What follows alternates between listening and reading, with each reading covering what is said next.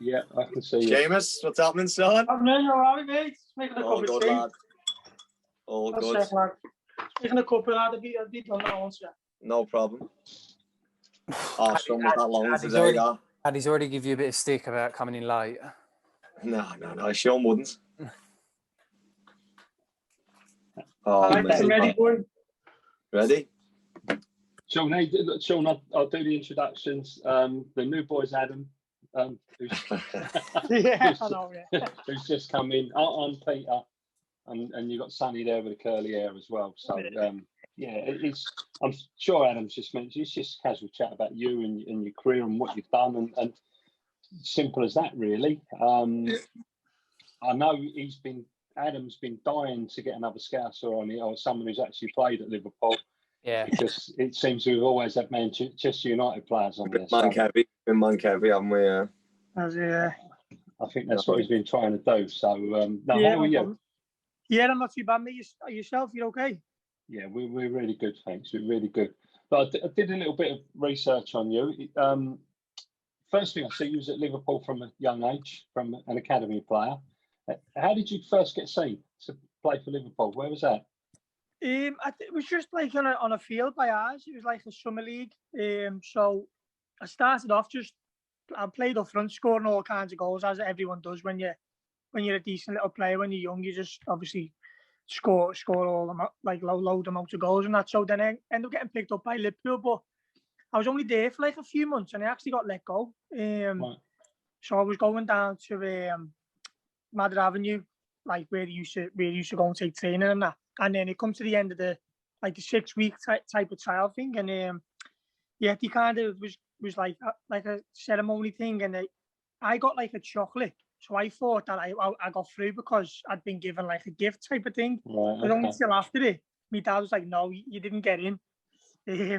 So then I kind of obviously went back to my old team, which was called Huntswood, and then I signed for a team called Country Park. So I think Trent was at Trent Alexander-Arnold. I think he was playing for Country Park now. I've read. And then Flannel was Country Park as well, weren't he? Flannel Country Park as well, was he? Yeah. John Flanagan, he was Country Park as well. So there's loads of yeah. Sorry, it's like a feeder club, if you like, for Liverpool. Yeah, but that time for my team, it was kind of a lot of good players. So we used to just win everything. So I signed for them for a bit, and then got picked up near enough. Not long after then. And then I literally went back and I must have had about 2 or 3 sessions and they just signed me straight away. So that would have been at the age of about 8, maybe 9. And then I was there ever since then. So I was there a long time. You were there, you was there you captained the under-18 side. You signed as a pro there. Yeah. Did you get any first team under 23 appearances or? No, I was because obviously when I was coming through, it wasn't really like the under-23s. You just had 18s and then reserves. Right. Sure. So obviously when I had my accident, I'd literally just turned 17. So I was still a first-year pro. So it's usually you have your first-year pro, your second-year pro, and then you go to the reserves then. Sure. So I was only in my first-year pro. And it was funny because my last game before the accident, they actually called me in with 2 other lads called Nathan Eccleston and Stephen Irwin. So they called us 3 in and kind of said, listen, you're going up to Melwood next year. So obviously, that like Melwood have been looking and they want to take you 3 up next year. So obviously I went into that game then, sky high, me, thinking I'm going to Melwood next year to be around the first team and stuff like that. And then it was the next day after that match when he had the accident. So never ever. Stephen Irwin and Nathan, they obviously went up and they went away to Asia with the first team pre-season and stuff. So obviously I'd like to think that I would have been with them, but I didn't get the chance. How was that missing out? Yeah. Go on, Pete. No, I just wondered, how was that missing out? Sorry, how was that missing out on that? I was what, sorry? How do you feel about that missing out? Because that seemed like a really good opportunity, like you said, playing in Asia, going to Melwood, playing with the first team. Yeah, obviously it's heartbreaking, isn't it? Obviously at the time, it was the last thing on my mind because, as you've probably, if you've done your homework, as you said, like me, obviously my mates died in the accident, and there's a lot more going on than just football. So, yeah, but obviously I was getting back fit at that time. I just thought that it was a bad injury, but I'll get back. Never really looked into it too much. I was injured for about 2 years, but I was he kept giving me targets to beat, and I kept obviously I didn't know then what I know now. So obviously they didn't think I'd ever do anything again. So they'd say they'd be charged. So they'd say, right, try and walking on the machine. So I'd walk and I go, done that. Tried like a slow bike. So I kept smashing different targets. So, and then 2 years down the line, I was back training with the lads, which they never in a million years thought that I'd be able to do. And then obviously, I remember Frankie Mack called me in and he kind of said, basically, look, just stop playing football. And again, at that time, I didn't know what he was on about. So I was like, no, I'm going to play. And he's like, no, just stop playing. We'll look after you. We'll get you all the references, go for your insurance thing, etc. But I was like, no, I want to keep playing. So he just kind of said, well, look, we spoke to Dave Galley, who was the physio at the time. He said, you're not going to be able to keep up with the lads, so we're going to have to let you go. So he got me a loan at Oldham. So I went up a loan for Oldham for a year, but hated it. Full of a lot of people from Manchester, and I just didn't really like it up there. Didn't feel welcome. So then went on like a trial for MK Dons, Huddersfield, teams like that. But it wasn't when Dave Galley said back then that I wouldn't be able to keep up. He was 100% right, because I was miles off it. Sure. Sorry, Ad, go on. Go on, son, go on. During that period, though, we've done our research. You got a call up for the England U16s. Is that right? That must have been a pretty proud moment. Yeah. So obviously, around that time, like without being big-headed, I felt like I was one of the best players for me age around the country, because everyone I was playing against, no one could really get near me, So like there was like a thing happened where we played Derby, I think it was, and he was a scouser playing for Derby. Who meant to be a decent player. He was from Toxteth. So at that time, I always remember there was like a poll going on. It was like, who's better, Gerrard, Scholes, like other two, and it was like Highdale and Jack Booth, who's better, you know what I mean? So I was coming up, I played against him, and again, he couldn't get near me, you know what I mean? So, and then I got the call up for England. So went down there to like a training camp. There's a lot of good players, Jack Wilshere, Jack Rodwell, Dean Parrott from Tottenham, Delfonso, a lot of good players. But again, I didn't feel out of place. Didn't feel out of place at all. And then end up going to play for them. And every game I played, I started for them. So I'd like to have thought that I was, was kept up with them quite well. Yeah, I as you know, obviously, Sean, I went to that game, and we'll actually put this in this podcast. Yeah, Sean done the best tackle. I've said it to you for years, Sean. The best tackle you ever see. This poor Scotland kid, must still be recovering now. But I remember. So for me, obviously, growing up in the same area as Sean in Melwood in Liverpool, Sean knows this. I've told him, but I've always looked up to Sean. So Sean's, are you 30 now, Sean? Yeah, 30 just there now. Yeah, 30. Yeah, so where's Sean being 30? I'm 4 years younger than him. He was the catalyst for me. Is I kind of made the same journey as him. From age of 9, was always at Liverpool. And speaking from my point of view, it was Sean is like with anyone. If you're a scouser and play in a certain position, you get branded the next Gerrard, the next Carragher, or the next Fowler. You know what I mean? So Sean was right in the line to be the next Gerrard. And I obviously I've knew him for years. And what I want to know, Sean, what I've never knew, was you ever through the years going from under 9 and that? Was there ever a doubt in your mind that you'd be retained next year? Did you ever have a growth spurt or a sudden injury where you thought, obviously I know what happened with your injury, but did you ever have a little injury where it kept you out maybe 6 months where you thought, well, I fought back from that, I'll fight again? Because I know you're probably the hardest tackling person I've ever seen and the hardest person on a football pitch.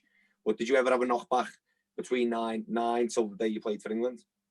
Yeah, to be honest with you, lad, I was growing up, I was always I know I'm pretty small now, but I was always quite I was a totally different player. I was kind of wanted to play behind the forward, didn't like getting involved in any kind of physical stuff, would rather just get it, give it, a kind of very technical player.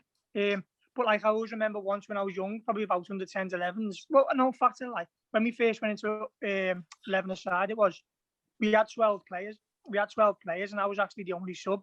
which obviously is not very good, is it? So, but I just kept progressing year by year. There was a lot of people who was like the better then, but they tried to fall by the wayside, and I just kept progressing year on year. And then I remember we played a game against Man City away, and Kieran Trippier I used to have some good battles with him. He was sent to mid, and the game got a little bit feisty, and like there was a tackle there that had to be made, and like at that time I didn't really like making them, but I had to go in for it, and I lifted some lad, and all our like line was like giving it like, oh yeah, you know what I mean, and I got a little buzz from it. So my game probably changed from there. I went from like a number 10 to like kind of number 6. Still technical, wanting to get on the ball, but just tackling people, you know what I mean? And then when I was I missed like near enough the whole under 15s because I went in for the tackle and my knee got stuck on the floor and it shifted me whole weight to me back. So like obviously it was a little bit sore, carried on playing. And then like just game by game gradually got worse and worse. I remember like it being sore, but thinking I'll see how we get on in a warm up, and I literally couldn't stand up straight because my back was just like in agony, you know what I mean? So then I missed a year with that. But at that time as well, Martin Kelly had done his, Ray Putzel had done his. All three of us were injured for about a year at the same time. So it must have been something to do with maybe the training or something. But yeah, so I missed a full year under 15s with me. Under 14s or under 15s, can't remember, with me back, yeah. So was you worried then though, Sean? Was you worried, or was you thinking, like where I'm saying about worried about, was you like, okay, you was injured, that's out of your control, but was you worried thinking, I might not be retained here, or was you always thinking, yeah, I'll get another year? Yeah, no, I don't think I was ever worried. Obviously can't remember back then, but again, around that time, I'd like to have thought I was one of the better players, you know what I mean? So I think an injury wouldn't have made them like want to let me go, you know what I mean? So yeah, I was never worried, no. Absolutely, lovely. Played with some good players. So you mentioned the England set up and that, and some of the players. Who's the best player you played with all the way through? Played with? Yeah, who's the best player you played with? Yeah, to be honest with you, obviously by name it'd have to be Jack Wilshere by name, but I only had one match with him, and I think he was actually in a car crash himself. I played against Northern Ireland away with him. I trained with him, and I remember training with him, thinking, "Wow, his legs are just like that." You know, he was just an unbelievable footballer. But then, he played against Northern Ireland. But then I think I heard he had a little bit of an accident, or like a car crash, or maybe something. So I never played with him again. So probably the best player I've played with was Jack Rodwell. I played with him with England, but I used to play against him as well, obviously for Everton. So he was a very, very good footballer. Where is he now? Is he still playing, Jack Rodwell? He's still. Is it Sunderland? He was at. I don't know. Yeah, he was at Sunderland. I think he was at Sunderland, but I've read something where the fans weren't happy because he was probably one of the highest paid, but wasn't really getting a game. So he's obviously not. Yeah. It's a shame with him because I think he could have been a really good player. Yeah, some people just go, don't they? Because obviously when City come calling, you know, obviously the money's probably scary and that, innit? But for your career, it's probably probably would have been better for him to stay at Everton and be one of the main lads, wouldn't it? Really. Play games, yeah, sure. When you mentioned the car crash and the accident you had, and obviously that changed your career. You said about the loan to Oldham. What year did you decide it was time to quit football to finish that being a professional footballer dream? When was that? At what age? And when was that decision? What was that? What was the catalyst for that? Yeah, probably around about. I reckon I probably would have been about 22. And I think that again, because of my love of football, I kept going down. Obviously, got let go by Liverpool. Didn't like Oldham, and then I had trials for MK Dons in Huddersfield. MK Dons, Paul Ince was actually the manager. So, because I used to play with Tom Ince, he used to rate me quite highly as a footballer. So he gave me the opportunity. MK Dons, I wasn't the best, but Huddersfield had done well. Lee Clark was the manager, and he called me in at the end. And because Lee Peltier was there, Gary Roberts was there, so we used to travel down with them.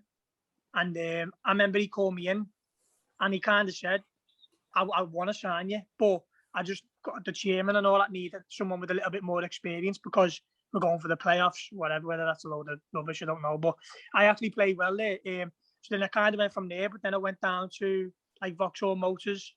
Vauxhall Motors, actually, the manager, he actually he told me to go somewhere else because I was actually too good, believe it or not. He said to me, like, you're trying to play passes that my players don't see. He just wanted me to put it in behind into corners and like box them in down there. Obviously coming through Liverpool and the way I used to play. that wasn't my game. I can't just kick it to no one. So I used to play round corners to try like to people's feet because they weren't on it. He said to me, "You're kind of like too good for this level." So then I went from there, and then when I started going up to like Wales and that, it's just like I'm traveling like an hour for like £80 and that, you know what I mean? It's just wasn't worth it. And then I just stopped enjoying it. I just thought I'll just play with my mates then. So I'd probably say around 22, 23, I stopped. Yeah, coming from obviously the family that you come from, Sean, was that kind of a hard decision and to tell your family that, look, I've had enough now, because obviously if you're expecting big things out of football, but then obviously this accident that absolutely changes the way of everyone's life involved. Was it so hard telling your dad, or was they really supportive of it? Yeah, it wasn't really like a sit down, let's have a chat thing. It kind of happened over a period of time. Obviously, my dad, as you know, he used to see me. He taught me how to play football. He had me on the field when I was about 10, doing doggies and that. So he seen that like I was nowhere near the player that I was. So it probably disheartening for him, to be honest with you, as well. You know, seeing me playing, not being nowhere near as good as it was. But yeah, it was just a gradual thing then, and then he started to stop coming to watch me, and then it's just one of those things. Then, you know what I mean? That was just it, right? And then I was just playing for the fun of it then. Yeah, I think, but as I say, I think at Liverpool it was when Dave Garrick he said like basically you feel all right now. He said, but give yourself a few years. Your injury's that bad. Because the surgeon said to me when I went and seen him, he was a tough fella. When I went to see him, like Sean Mike Phillips had just come out, Barry Ferguson had just come out, so he was a top guy. He just said to me, listen, don't ever think about playing footy again, because that's never going to happen. He said, I'm just going to get you back so you can live your life. You know, if you ever have a kid, like have a little kick about with him or hear whatever. He said, don't ever think about playing footy again. So from I was up against it from day one, like, but you know, my grit and determination, I ended up getting back playing football, which was like, you know, shouldn't be happening anyway. So then to play at a decent standard, looking back now, it was never going to happen. You know what I mean? Sean, was it the physical demand? Is that what really kind of made you go, look, I can't do this every week, so every day, sort of thing? Yeah, you know what? It was probably a bit of my knee. Like my knee now, I can play now still. Like if I go and play on goals, I'm all right. But the next day, my knee's sore. You know what I mean? Very sore. And it was probably a part of me was a bit of proudness as well. Like it was disheartening, like, you know, as I said, like other lads like kind of getting the better of me, or me trying to do things that I used to be able to do and I can't do no more. It was very frustrating, you know what I mean? So in the end, I just kind of had enough. I just thought like, and you know, and then obviously I went to play Saturday League, and then because obviously you've got a little bit of a reputation, obviously, where people know you're past and that, they kind of want to just put it on you. You know what I mean? Do you want to hit you hard, or want to, you know, and I just thought, you know what, I can't be bothered with this. So yeah, I think it was a bit of both, really, to be honest with you. Do you think it was the right decision now, looking back, Sean? So like, obviously, had you fully accepted it, or did you leave it a bit like, oh, should I, shouldn't I? Or looking back, was it the right time to bow out to professional game? Yeah, because I remember Accrington wanted me to go up there, so I went to Accrington, and I turned up there, and I had no kit, because obviously, you know what it's like at Liverpool, you get near enough food fed, you know what I mean?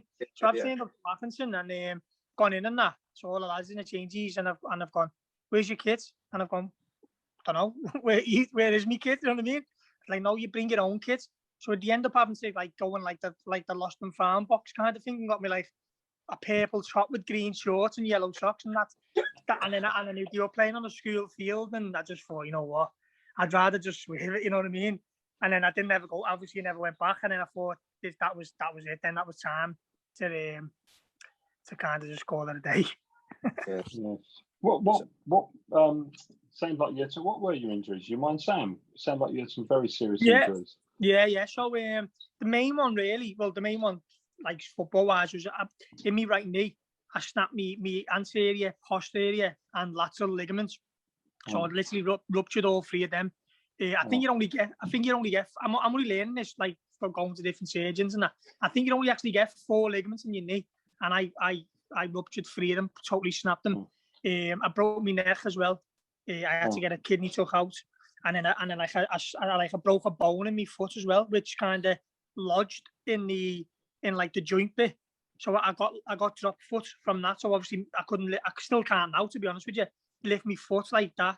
So like I can lift my left foot like that, but my right foot only goes to like there. So I've lost a lot of movements in my right knee as well. And so as I was saying, the surgeon fella, my physio at the time, Simon, he asked if he could sit in me operation and that. And he just said it was the most surreal thing he'd ever seen. He said, this Andy Williams, the guy from Chelsea, he like kind of cut my left leg open, put like a tube up it, snapped 2 hamstring out, pulled it out, and he kind of made ligaments with me left hamstring. He said it was just mad what he done, you know what I mean? So my right knee now has got like 2 of my left hamstring in it. It's weird. It's mad how they did it. They were my injuries really. Do you still have to do like rehab training and strengthening, and is that part of your routine now, or is it just? Yeah, I do that anyway, just to kind of, one, keep my head straight, and two, you know, everyone wants to be in decent shape, don't they? So sure. I don't really like doing things. I probably should do more legs, obviously to protect around me, but hey, no one really likes doing legs, do they? So I don't really do much leg work really. But as I say, I like to work out and stuff just to keep my head straight. Yeah, sure. I'd say you competed for Team GB as well in Rio. How'd that come on? I mean, I've watched some of it because it's 7-a-side, isn't it? That looks fantastic game to play. That looks like so quick, so exciting, and again, it's quite a long game, isn't it? It's like a 60-minute game on that small. I couldn't imagine playing 5-a-side one. 5-a-side for 60 minutes, you'd be absolutely shattered. So doing 7-a-side for 60 minutes is unbelievable. How did that come about? Yeah, I remember I was in my mum's kitchen and I got an email. So I was like, of a fella called Jeff Davis. So reading it, and basically he just said he'd like read up about me on the internet or whatever. And obviously, because I was in a coma for a few days as well after my accident, so I had like a bleed on my brain. So he kind of said, when you get a bleed on your brain, most of the time you end up with cerebral palsy.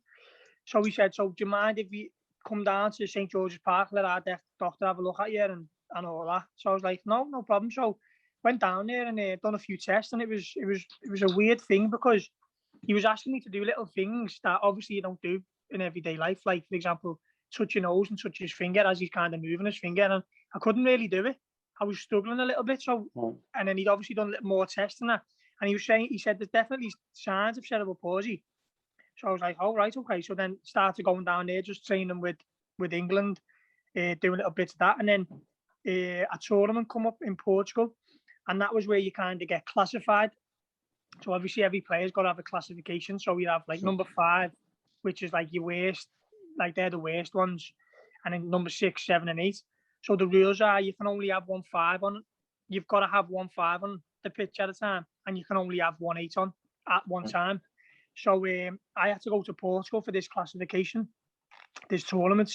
So went down there, and my physio I was with, they made me stay awake for 2 days. So they didn't let me sleep. So they had me on coffee, walking up round Portugal, drinking coffee. So I couldn't sleep.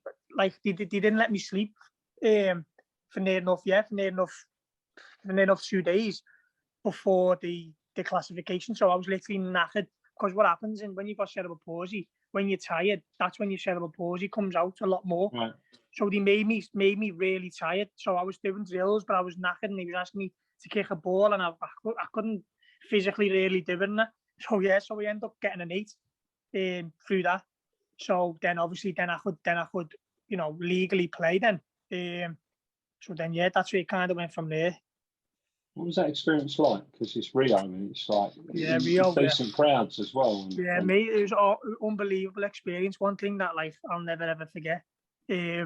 Just loads of mad things. Like it was a totally different, gives you a totally different like outlook on life. Because if you on my Instagram, it's like I was actually going through my Instagram the other day, just having a little look at my old videos and that. And there's one there, and there's a lad, and he's playing FIFA, but he's only got 1 stump. And he hasn't got no other arm, but I don't know how he's doing it, but he's actually playing FIFA. It's just mad how they've had to like change the whole life to like live, you know what I mean? But one thing that I come away with that was every one of them was just so happy. You know what I mean? Like, obviously we moan about stupid shit. You know what I mean? And every one of them were just like laughing, joking. They were the happiest people on the camp. People with no arms and legs and that. It was just mad. But the footy itself is just, as you said there, it was. We opened the whole tournament against Brazil. Sadly, I didn't play that because, as I say, the other number 8, he was kind of like the face of England cerebral palsy. He'd been there for years. He used to play for Birmingham. He was a very good footballer, but he was a very good talker and that as well. So he was kind of like an ambassador for England in the footy. So he started ahead of me. So I never got on. I never got to play against Brazil. But yeah, there was like, I think it was about 17,000 people there. They'd made a little stadium. The noise was unbelievable and that. Yeah, that was some experience. But then the next game I played, but it was against Ukraine. Now they're ranked number 1 or number 2, and me personally, I literally couldn't get near them. You know, I was just doing doggies. It was just, they get paid full time to play. We used to meet up one weekend every month, so we were miles off them. But there was this lad, one arm and centre mid, and I just couldn't get near him. He was just unbelievable. You know what I mean? What was the game that you scored in, Sean? That was against Ireland. Ireland, yeah. Was that in the final group game then? That was like one of the playoffs at the end. So I think we had like a 5th and 6th playoff. Yeah, as I say, in our group as well, it was a bit of cheating going on because every team gets seeded. So you're not meant to be with, you're only meant to have one like top seed. You know what I mean? Where we got Brazil, he was seeded number 3, and Ukraine, he was seeded number 2. So and obviously only 2 went through. So straight away, we were never going to go through. Because these players, these get paid about $1,000 a week to play. Yeah, so they're proper heavy footballers. Where, as you say, we'd have like probably 3 good players, and the rest would be a little bit like, so you're carrying them. So they've got like 8 or 9 very good players. So yeah, so we were never getting in there. Like, so, but yeah, that goal was against Ireland, which was in the 5th and 6th playoff. Yeah, what was the best experience of it all, though? Kind of the footy, or being actually saying, look, you're going and being in an Olympic Village, basically. Yeah. And seeing all the stuff. Like, was it kind of all as one, or was there an individual moment where you thought, you know what, after all that's happened over them years, you know what, it's gonna be all right. Like, okay, I might never, but you represented the country in the Olympics, man. Like, you know what I mean? Yeah. So like, it's people would bite your hand off for that, wouldn't they? You know what I mean? Yeah. And to come from the situation you've done just shows obviously how mentally strong that you are. At the point where you thought, you know what, I can accept, I can live with this now. Obviously, the things about that you'll never forget. Obviously, what happened with the lads and stuff like that. But was there a moment during that where you thought, right, I've accepted this now? Do you know what? Like, as I was mentioned before, when I went to Accrington Stanley and that, this going down there, I used to love it because it would kind of give me that.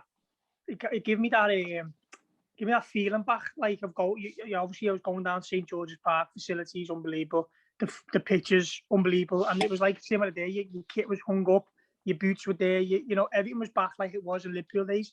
So it was boss to go down there and feel like I used to feel. Do you know what I mean? So I used to love going down there for that.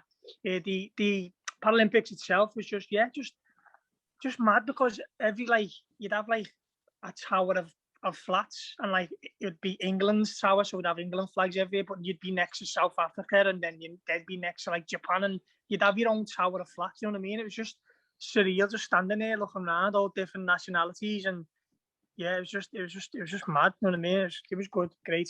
And as you said, though, it's something that I can always say. Like, even when I'm 50 years old, you know what I mean? I can say I competed in what I think it's known to be the 2nd biggest ever sporting event, obviously after the actual Olympics. So not a bad thing to be able to tell the kids. Why then was it only once? I don't actually know this. Why couldn't you then go again 4 years later? Which? So straight away I come away from there then, and then they had like another tournament up in Spain, but it was like because obviously the Paralympics doesn't get the Paralympic football doesn't get funded very well. So like when you go to other tournaments, you're only playing like school fields and that. It's not like the Paralympics. So I feel like I came in and played at the top. Anything else now was below it, and like I just thought, I've done that. I can't be bothered traveling down to Birmingham or whatever, St George Park to go and play. I just lost, and so then obviously that was on my mind a little bit, and then it come out then that the Paralympics weren't Paralympic football was took out. The next one would have been in Tokyo, I think. It did say that the footy weren't involved in it, so I just thought, you know what, it's not really. To some of the lads, to be honest with you, to some of the lads, they're only like normal lads who were all right at footy, but they've only lived a normal life, not my background for football. So it's there like everything to go to. Obviously, as you can imagine, you're still playing for England. It's there everything where I've done all that then. So to me, it's not like that. You know what I mean? Yeah. It's a bit more of a like, got to go down there, where they like look forward to it, because you don't get paid and nothing. It doesn't get funded. So yeah, it's a bit after the Paralympics, I thought I've done the best I could do here. We ain't happy with anything else. So these what's his name, Sean? These will answer completely different to what I think the way you're going to answer. But if you could play 100 games for Liverpool or 100 games for England, what would it have been? Liverpool all day. Absolutely. So what would you, 100 games for West Ham or 100 games for England? England. I'd go England. Don't ask. It's mad. And I always used to feel that when, obviously, I represented England as like Sean did, but I didn't used to look forward to going to England. I was like, gotta go there again now. Like, obviously, where you're doing really well, and it's kind of the mentality thing is, I think, where we're from. You brought up, like me and Sean, if you worked it out, we'll probably live 25 doors away from each other down the road. So, like, I was interested to hear what you had to say on that, like, kind of, because mine would be, I'd rather play 10 games for Liverpool than 100 games for England. That's a bit of a stretch. What, you wouldn't play? No, I'm deadly like, you know, because I'd love to play at Wembley. Don't get me wrong, but it's to represent the country. So I'm like what you're saying. I can completely understand where Sean's coming from. Like, there's some people to be all and end all, but he's already reached the pinnacle, and then it gets a kind of pain in the arse, doesn't it? Well, again, so I was in a situation once when I was only 16, Liverpool, like, under 18s got to the Youth Cup final, didn't he? So I was getting in the squad. So I got in the squad against, my first time I got in against Newcastle away. So I come on that game, actually, Andy Carroll was up front. I remember going up for an header with them. I remember. Did it go to extra time, that game? Who was the Astrovaevich? Yeah. So again, like, that was above my age. I shouldn't have, like, but I was getting in. Obviously, me and another lad called Steve, because we were the best in our age, we got in to the Youth Cup team. So then we beat Man United at Anfield, and then we played the second leg then at Old Trafford. So I was only on the bench, like, but that game at Old Trafford, Wembley had just been built. So England were actually playing Spain. My England team were playing Spain. So I was in the squad for that. But it was the same weekend. It was the same day or the day before as the Youth Cup final. So Steve Iway called me in his office, and he kind of said, look, he said, I know you're in the squad for the England team. I would have been the first ever Liverpool player to play at Wembley. It literally only just been built. I think it was like the second game there. And he said, but I want you to come with us. He said, because you're going to play a massive part in this Youth Cup final and stuff like that. So obviously going down to Old Trafford, on the Ellison coaches, they had tellies and that, and it was like Sky Sports News, my England team walking in the dressing room and all that, and I was on the way up to Old Trafford, and then it went to extra time and penalties, and he didn't even put me on. So it was a bit of one of them. But then, as you say, you know what, you look back and won the Youth Cup again, it's something not bad to say, have on your CV, is it? You know what I mean? So yeah. But if you knew you was going to play at Old Trafford, start at Wembley, what would you do? 1,000,000%, of course, yeah. I'd rather win a cup for Liverpool than a cup. Yeah, definitely. I think it's the way we're brought up. I don't know. Proper. That's what I'm saying. This is what I like on this podcast now. Proper people, not these manx man. Because he's been bullied for the last week and a half, and that's why. What's that? Been bullied because he's had no Liverpool mates on. That's why. Mate, it's just. Today, not Liverpool. Yeah, it's just because obviously, as you all know yourself, Liverpool have got the best fan base in the world. You know, everyone says it, even obviously the famous footballers going to Anfield. It's just the way we're brought up to love our football team. So, yeah, it's Liverpool through and through, isn't it? You're still very passionate about it, but you still watch Liverpool and you're still very passionate about football. Still got a season. I've got a season ticket, yeah. Okay. Got a season ticket in the Kop, so yeah, still love it. Like, Sean, I'm sorry. I want to ask with the 7-a-side games, what kind of attributes are important? Is it like technical ability, or is it some people are quick, some people are good talkers? What is it? It's very demanding physically. As you said there, it's still a decent sized pitch for 7-a-side. You've got to be very fit.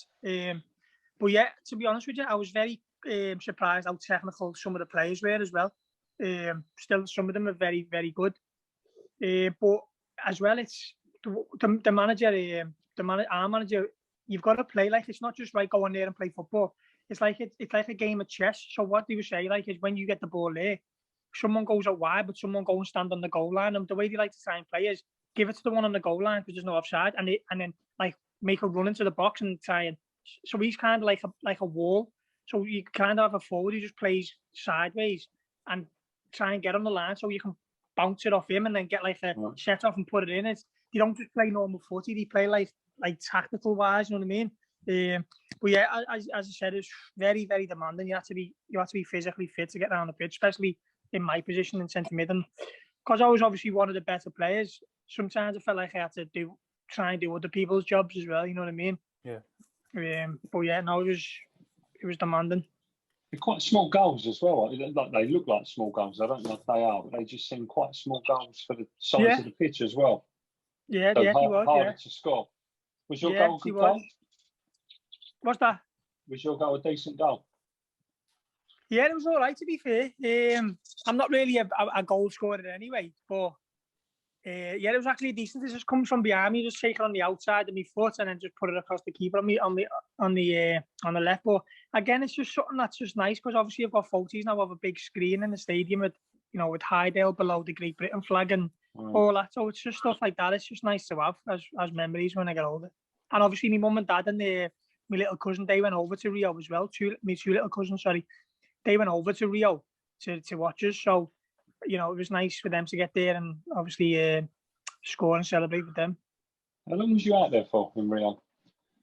Can't remember. Must have probably around about 3 weeks, something like that. Maybe 2 weeks. Can't really remember. It was a good while, like to be fair. Because obviously you've got your opening ceremonies and then you've obviously got all your games and all that, and then you've got closing ceremony and yeah, I think it was a couple of weeks. Was it? Go on, Pete. Sorry. No, go on, Ed. Go. Yeah, no. What I'm saying. So after going back a little while before all this happens, how was your head mentally, Sean? Like, cause where all the things that happened, how was you? Did you put a brave face on, or was you speaking to someone about things? And like obviously something so traumatic. How did you actually ever come to accept it? Was the years where you thought, I can't do this, I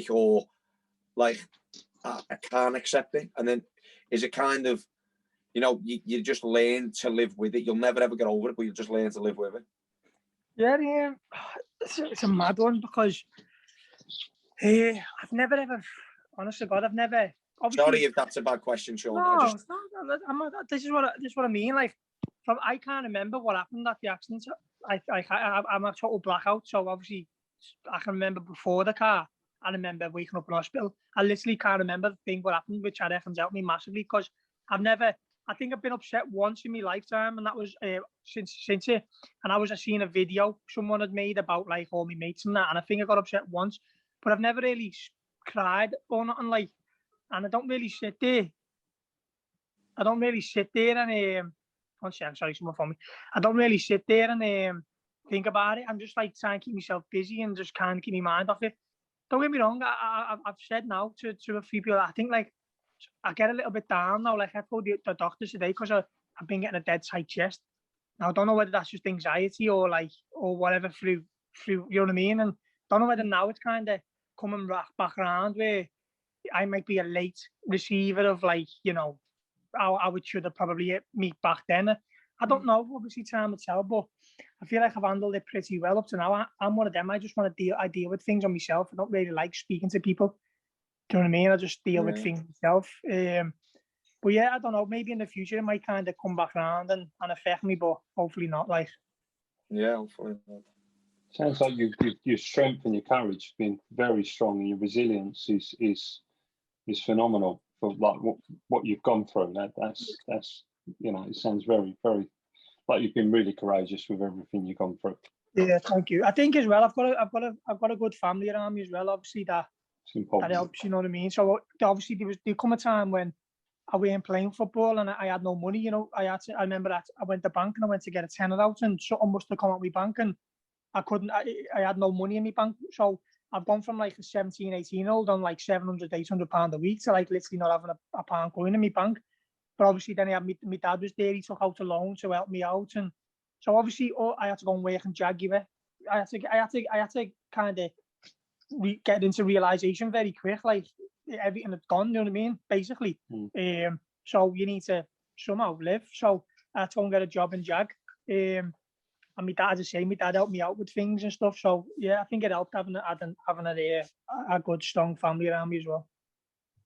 Is there any regrets from all of this or do you think that's just the way life's kind of panned out in terms of you and what's just getting in the car? Just getting in the car. Yeah, sure. No, to be honest with you, I'm a massive believer in everything happens for a reason, mate. So it was obviously meant to happen. Like, I used to say that I would have been a footballer. A new manager might have come in. There's players there who was meant to be the next best thing, and now they were nothing at all. Like, football's a lot about luck as well, you know. So I could have got a manager who come in and didn't fancy me at all and let me go, and then I kind of just went down the toilet from then and ended up with nothing. I haven't ended up in a bad position, obviously. I've got a few businesses open, doing all right. So, but yeah, as I say, I'm quite a positive person, and I just think like your life's mapped out for you, even down to the accidents. Like, things that happened before that, which made us drive, is just a lot like strange things, like train station being on strike, and you know what I mean, things that led us to that car. So yeah, I feel like everything happens for a reason. Obviously, it was meant to happen. So it's one of them things. You know what I mean? Was it difficult getting back in a car afterwards? No, not really. Don't get me wrong. I'm not the greatest passenger. I'd rather drive because I'm in control. But never once really bothered me, to be fair. Sure, no, I understand. I get it. I don't think I overthink things. Even when I got back playing football, straight away, as soon as I could play, I went right through someone in a tackle. I'm not one of them who like kind of, what happens if this happens? Yeah. I just do it, you know what I mean, and just see what happens, kind of thing. So, yeah. Yeah. Go on, Sonny. Go on. Any football players you looked up to when you was younger, though, or any? Yeah, just Gerrard, mate. Yeah, Gerrard, just Steven Gerrard, my idol. Yeah. Yeah, I knew he was going to say that. Adam smiled. I knew he was going to say Gerrard. Yeah, just Gerrard. I thought you were going to say Adam. Yeah. I looked up to Sean, let me tell you. So that's what it's like, though. It's like, in it, Sean, like, you just bred, and like what I said earlier, it's, if you're a midfielder, you're going to be the next, you're meant to be the next Gerrard, defender, Carragher, striker, next Darwin or Fowler, or like people, however much they say Liverpool hate Everton and all that, you're brought up to look after your own, but kind of, your own means every Scouser, and that's what kind of, they want to just replicate and just have a constant Scouser in the team. That's why, even though Trent Alexander-Arnold has massive ability, he's got pushed more than other people, for sure, to have that four Scouser in the team, 100%. Yeah. No, mine was just Gerrard. I think, obviously, being a centre mid as well, as Morgo said, my half fella was just like, watch him, just watch what he does. And so even when I'm watching Liverpool, I'm just watching Gerrard to see how he moves, like, you know, trying to base my game around him a little bit. But yeah, even still to this day, it's like, obviously, Morgo probably had, you know, he was benefited enough to spend a bit of time with him, I'm guessing, when you went away with the first team, and that, which was always my dream, like, to train with them, to play with them. That would have been my dream. But even like the other week, me and my girlfriend were having food in his restaurants, and he was actually in there with his missus, and I kind of knew that he knew who it was, you know what I mean? Obviously, because he obviously done a reference for me, and that, obviously going through the compensation payouts, and that, he kind of said that I was going to be a very good player, whether he meant it or not. But and also is Alex Curran's friends with like my mum's friends as well. So I kind of got the vibe that he recognised me, but I just put my head down and walked past him. And like honestly, even proper cars he did. And then even days after, I was just proper devastated. I didn't just go over him and say, even just said like, even if he didn't know me, just say hello. But even if he did, just like thank him, kind of thing. It was just a weird thing. But he's the only person in the world that like I'd get nervous around. You know what I mean? But that's what I'm saying. That's what you brought up. Is he is a god, isn't he? Like, yeah, you know what I mean. He's not like where there's so many teams around this kind of area and other places. That's what I'm saying. Like, Sean's a 30-year-old man. He's a little bit worried to go and talk to another man. Do you know what I mean? Me the same. I like, you know, Steve Gerrard spoke about on like he said nice stuff. But even when I see him, I'd half little bit look to swerve him because I think, I just your cheeks start going red and that because, but he's just a normal Scouse and he was brought up exactly like us. Yeah. So he'd welcome it, but I completely understand what you mean. I remember once I was in. Remember you used to get like tickets for the players' lounge and that, didn't he, back in the day? I remember once I was at the bar and he was injured and he was sitting down there and he was actually sitting by a fella that I knew. And like I think I must have been with Spiro or someone, and he was like, just go and say hello to him and that. And lad, I built the courage up for about 5 minutes, right? And as I was on my way over to the table, he got up and got off. So I sat down next to the lad. It was right. 5 minutes it took me to courage. I was sweating. I was like, and then I thought, you know what? I'm gonna go over and say hello. As I started walking, he must have had to get off, but we just got out of his chair and I was just like, fucking hell. But no, next time you see him, don't hesitate. Just go over to him. That's what you do. Easier said than done. It's mad feeling though. It's mad. You know what? He's just got this aura about him. He's just got this aura about him that like it's just mad, innit? It's just you can't explain it. But yeah, as Morgan said, he's grew up to be like my dad's the same with Kenny Dalglish. He's his idol, you know what I mean? Yeah. Ours is Gerrard, probably our kids could be like Curtis Jones or Trent or something like that. He's just growing up, just being, watching someone and stuff like that. So, but yeah, he's Gerrard comes up on every single podcast. I wonder why. He does. Listen, mate, honestly, even like I'm listening to other podcasts of other players, when they all say who's the best player you've ever played with or against, and every single person says Gerrard.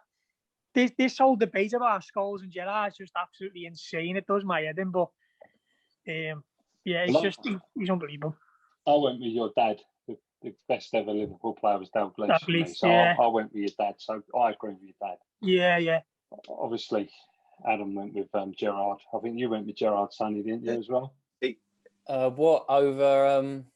Dalglish, the greatest ever Liverpool player. You know the funniest thing is though, like, where Kenny was around the academy as well, like people used to get the piss taken out of him because I remember a lad seeing Kenny Dalglish and said to him, "You're right, King," because that's what he's known as, King Kenny. Like he's known as King Kenny and Robbie Fowler's God. But like people, it's so hard to explain unless like you see. I know. Can't speak for Sean, but I'm pretty sure I'd get it right on. You see the similarities in yourself and Gerrard. I'm not talking of so much as just as a person. He's a rough and ready kid, come from a council estate, like where, we come from working class families, and you think, look at this fella, man.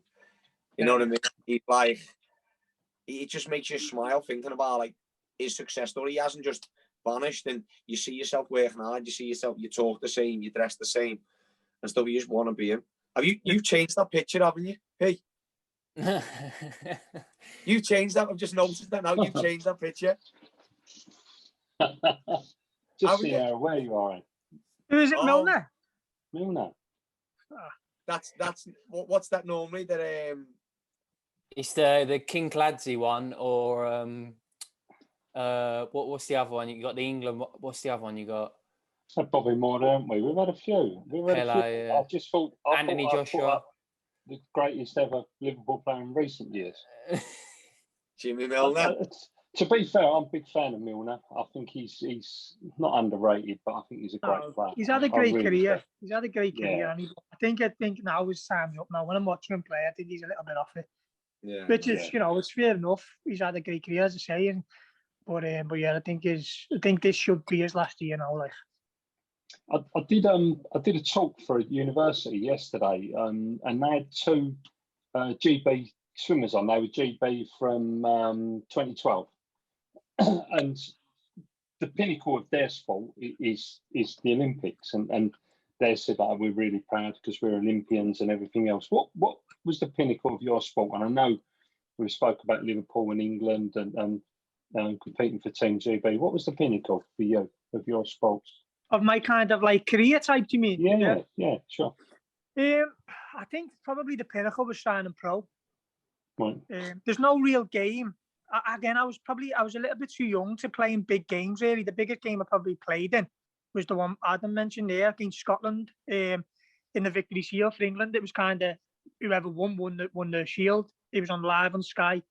About 4 or 5 coaches from our hometown went there. So that was probably the biggest game I played in, but probably the most like proudest and that was signing professional. And obviously that's where you, as I say, my dad had me on the field literally when I was about 13, 14, just running up and down hills. I always remember there was a lad from Wolves who used to play called Kyle, and I could never ever get near him growing up. So like I'd be running and my dad would be like, imagine you're playing against Kyle, you know what I mean? Just to give that little bit more in. So yeah, probably when you sign pro, it's what you've worked for since a kid to be a professional at Liverpool. So that's probably my most proudest achievement. But yeah, biggest game I played in was definitely in the Victory Shield against Scotland. So it is England and not Liverpool. The No, question Adam asked earlier. There's some evidence there. My own team, my own actually team, which I would have played in the first year pro, they actually got to the final of the Youth Cup as well. They got beat by Arsenal, who had like Benica Folby and Wilshere and Randall, I think his name was. They had a good team, but my Liverpool team, my actual team, who I was captain of, they got to the final then. They ended up getting murdered by Arsenal about 6-1 or something like that over the 2 legs. But that would have been my biggest game I would have ever played in. But I couldn't have played in it, you know what I mean? Obviously, because I was injured. So anything like that, it would always be Liverpool. But yeah, as I said, I didn't really get that. I weren't old enough to play in any big games for Liverpool. I come on, as I say, I come on in the Youth Cup against Newcastle, but that was a semi-final. That was pretty big. But yeah, I'd say the Victory Shield. What's your current thing? Do you still play now and again? Is it just kickabout with mates, or do you do any particular games, or in terms of football, do you do anything at the moment? No, so at the end of all that, I just thought I'd go and play with my mates. So I ended up signing for a team called APH, who's in the Saturday Prem by ours, and it's in a good league. So we ended up winning the league 3 years on the bounce on that one, and then again I come to the end of it where I thought I've won the league, I've won a cup, and that like now I can't really be bothered, know what I mean? And obviously a lot. I think out of 3 years, 2 of the years in like the final stages of the season when you win the league, I always go on holiday. So I play all season, and then when you actually play the last 2 games, I'm on holiday, so I missed the last 2. So yeah, you know what? I just enjoy myself. That's just what I'm. And obviously, as I say, I've got a few businesses open and property developments. I own a children's nursery brand. Got 5 of them open. I've just opened like a residential care home for like adults with learning difficulties and Down syndrome, things like that. That's my new little project that I've just started. So yeah, just staying busy and enjoying myself really now. Don't really care about footy. Don't enjoy it enough to put myself through the pain the next day.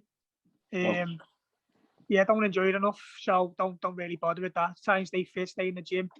Yeah, so that's kind of what I'm up to these days. Adam, I think over the last few podcasts, we've been trying to get a bit of a five-a-side team up with our podcast. I think he's got Roy Carroll on goal, hasn't it? You've got George Hilliard playing. We might recruit you as part of our squad. Yeah. Jones, he's definitely in. We'd have a good team on us. Yeah, just don't expect any running, and I'll be there. Just give me the ball, and then we'll be all right. Give you the ball, you do the best. That's right. That's what I say when I don't run. Let the runners run and the players play, innit? There you go. Exactly that, lads. Exactly that.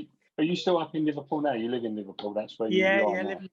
Still live in Liverpool now. Yeah. Don't really want to live here when I'm a bit older. Like, to be honest with you, me. To be funny enough, me plans are to move up towards Manchester way.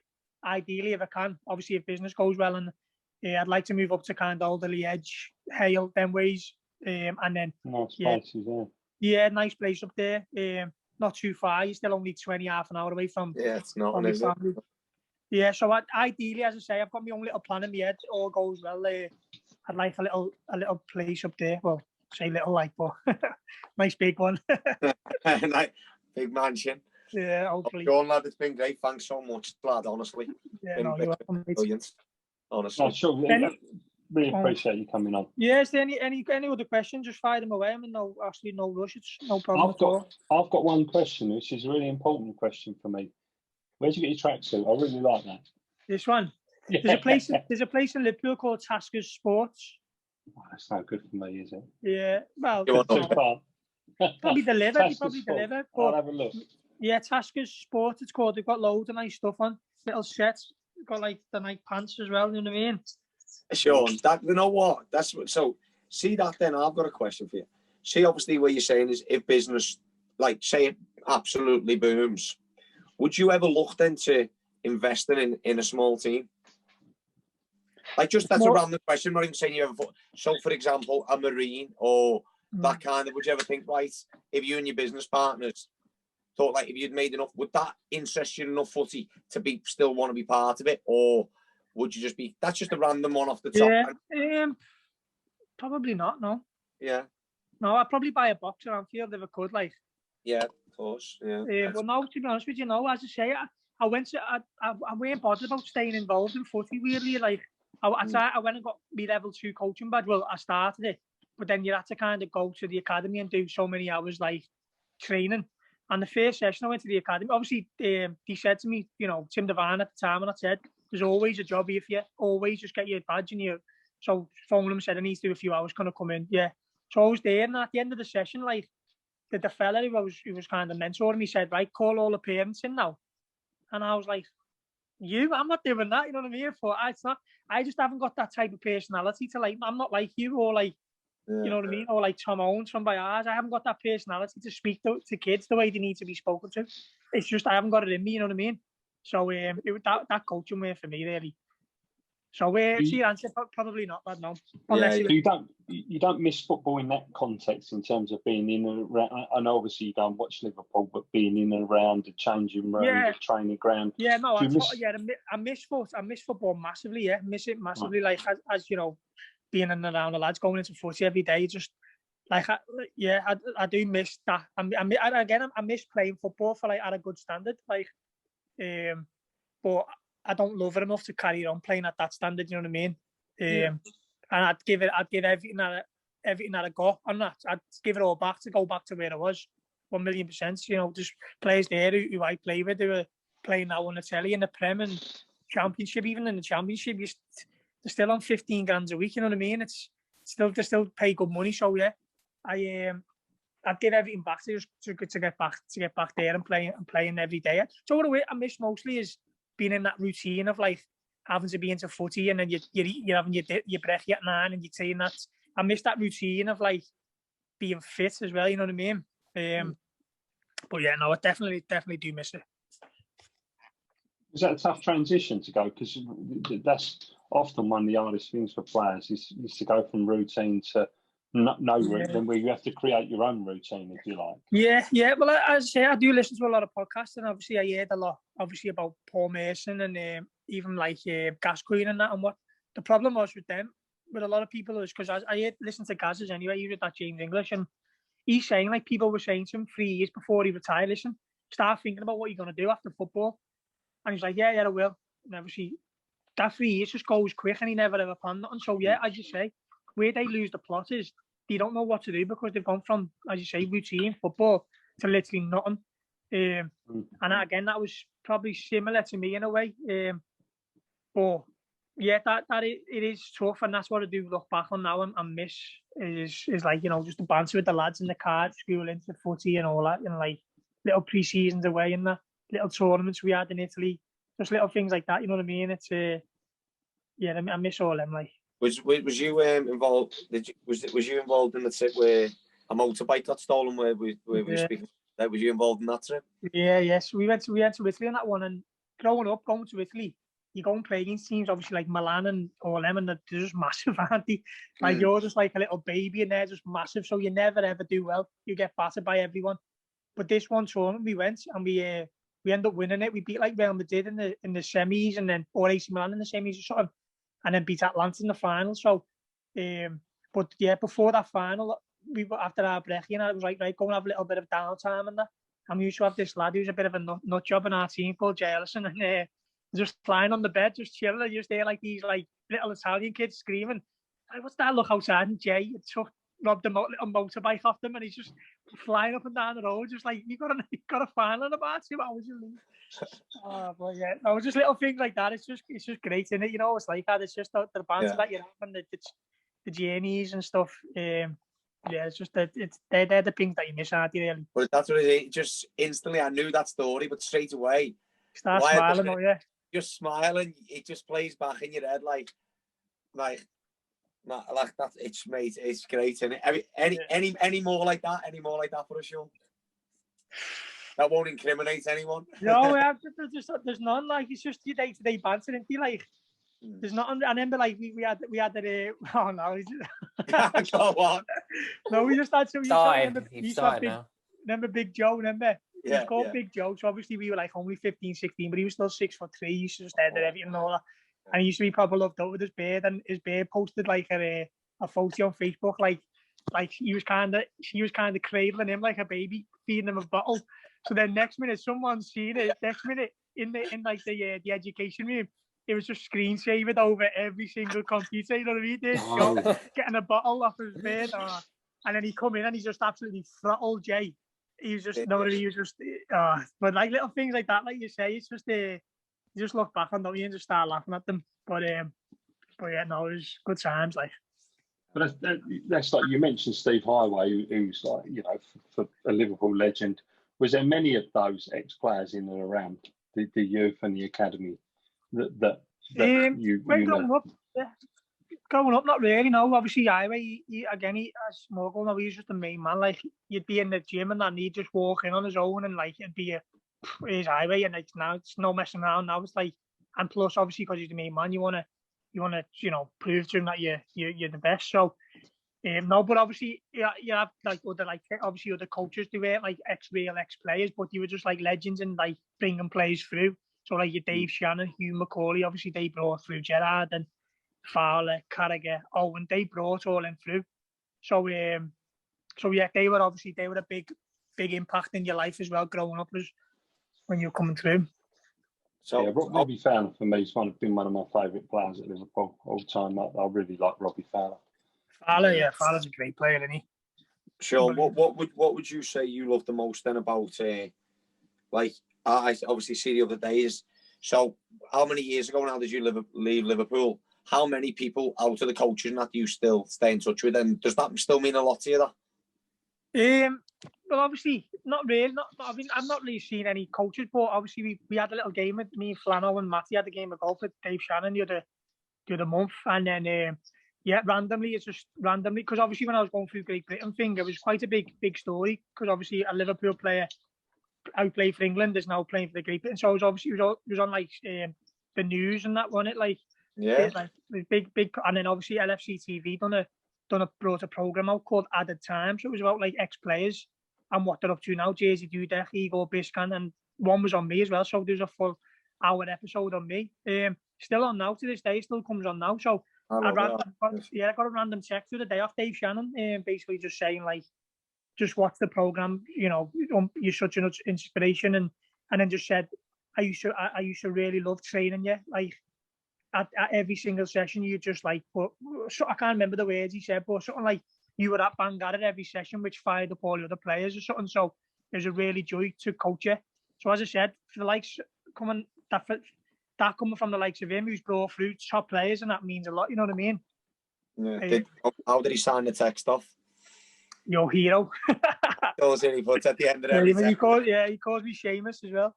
Yeah. But no, what a guy he was. I put it on me. Obviously, I was proud. I put it on my story on Instagram and that, and like loads of people messaging me just saying like, what a guy, what a legend he is. You know what I mean? Because he was just a top man anyway. In general, still is now. You know, even when you speak to him, still a legend, isn't he? So still to this day, I remember that was the first thing I laughed at. Obviously, I put it in our little chat, and he still to this day text all his players saying you're hero. But then I hadn't thought about that for years. And then I was just laughing. Like, used to be like, remember, you used to get a tenner for playing with the under 16. Like, your expenses are ready. You're here. I just was like, yeah. And obviously, because that made me feel really like, did that make you smile that day, Sean? Yeah, definitely. Yeah, made up. Obviously, as I say, put on my social media. My dad actually texted me today saying, "Send me that text to Shannon." So he must have been showing his mates as well. You know what I mean? Yeah. But yeah, he's class. Like, even like obviously playing golf with him, I'm shite at golf. So obviously every shot to me, I'm like, "Fuck off, this, that." And he texts me saying, "This, don't forget this won't be yours and no swearing golf club," or something like that. Yeah. He's just class, and he's just a legend of a man. But yeah, so but even then, like, even his sessions and every one of them was just spot on, man. Like, I used to enjoy every session he put on in that. So yeah. Was you? I know obviously you were both at the academy at the same time, but there was a big age gap between you. Was the academy quite close? Do you remember Adam as a player? And I know you said you looked up to Sean, but do you remember some of the younger players and that as well? Obviously, because I remember we went to that tournament, Morgo in Crawley, was it? Yeah. So obviously, I was playing for Liverpool. Well, he probably was well, or you might have been a bit too young then. I don't know, but yeah, I might have been right. Yeah. So obviously, I was a Liverpool player then. So when you're a Liverpool player, you can't play for any other team. Obviously, like, not even your school, not schoolboys, nothing. You just solely got to play for Liverpool. But our local team had the tournament in Crawley we Morgo played for, so I went down and played in it with them. So obviously I knew Morgo anyway, and obviously he was always going to be a good player, because even back then he was probably scoring about 10 goals a game. So I knew him anyway, yeah. But yeah, as you say, the academy was always like the older people, you kind of stay away. By the time you're finished, then you're off, and then the younger ones are in, and so you don't really cross over with them. Yeah. I've been through in a few. Been through in high schools by Ray Putsall and everything. But that's what we was all the same. So what I'm saying is, we was brought up in exactly the same place, you know. So my mentality was nowhere near the same as Sean's, you know. So it's interesting to be brought up in the same environment as someone near enough exactly the same way, you know. Maybe, you know, obviously different families. But what I'm saying is, being brought up with the same surroundings, and then people just go and think different things happen. It's how people deal with it mentally, and that's what I'd call someone like Sean a mentality monster. The way, like, you know, he's deal with things, because, you know, and that's what I'm saying. I'm a proud person to say that. You know, I class myself as one of Sean's friends. You know what I mean? So, definitely. I think as well with you as well. What maybe in a way I was lucky for, as I say, I was too young to, like, I weren't old enough to, like, feel the kind of that you've made it. Like, you went away with the first team, you probably would have had millions of fans at like wherever you went on pre-season tour. You scored for the first team. You have dipped your toe in that stardom of, like, making it, where I didn't really get that chance, you know what I mean? So obviously for you nearly got there, but you didn't, you know what I mean? Where I was never nearly there, really. So I think maybe it might have been different if, like, I kind of went away with the first team and I had the game, and then this all happened, do you know what I mean? Then it might have looked at things, might have been a different outlook. But my thought of making it, I can only imagine you actually felt it for however long you was up there for, you know what I mean? So maybe again, maybe as unlucky as I am, maybe in a way it was a good thing that it happened when it happened, because I got enough out of it I was old enough to, like, play in some big games and experience, like, at a good standard of football, but I weren't old enough to, like, as I say, you know what I mean, get to that level yet. I was too young. Obviously, 16, playing for the first team, you've got to be special, and I weren't special, you know what I mean? So, I was just on the right track at the right time. I weren't ahead of me years like a Rooney or not, you know what I mean? So I'd like to think I would have got there, but as I say, anything could have happened along the way. So it's got to be grateful for. Now I'm still here, you know what I mean, mate? So 100%. Bigger things in life, isn't it, than football? So. Of course, absolutely. Sean, look, it's been. Adam said to me, like, about getting you on and our interest in your story and how tough your story's been. It sometimes feels like I don't know that you don't realise how much you've done. Do you know what I mean? That you kind of go, well, I've just kind of done it. Do you know what I mean? When I hear your story, it's like you. I totally get what you mean. Like, as I say, Dave Shannon said you're an inspiration, and even, like, obviously, like, when I went away with Great Britain, that Jeff Davis, I remember I was in St George's Park, and he pulled me aside and he said, he said, listen, I've just had this email off some woman here. I was like, oh, right, okay. He's like, basically, he said, I want you to read it. So I read it, and basically, a young kid in school, the homework was to go away and write a poem about their biggest inspiration in life, and some kid wrote a poem about me. I don't know if he's from London somewhere. Yeah, he's from London or somewhere. Like, and you know what? That's one of my, a little bit of a regret. I should have went out my way to go and meet him, really, but I didn't. You know what I mean? Because again, I'm just dead shy. I don't think about things like that, and that probably would have meant a lot to him. You know what I mean? But I think back now and just think, why I should have just went and met him. But yeah, that blew me away. That it was like a story about me life. You know what I mean? So out of every inspiration he could have went with, he went with me, which is massive. You know what I mean? How long ago was that? How long ago? Yeah. That would have been just around the Paralympics, 4 years ago, right, maybe. Okay. Oh, that's amazing. Yeah, I'm guessing 4 or 5 years ago, yeah. So yeah, it was. But as you say, I'm just because I'm in it. I don't think about like things like.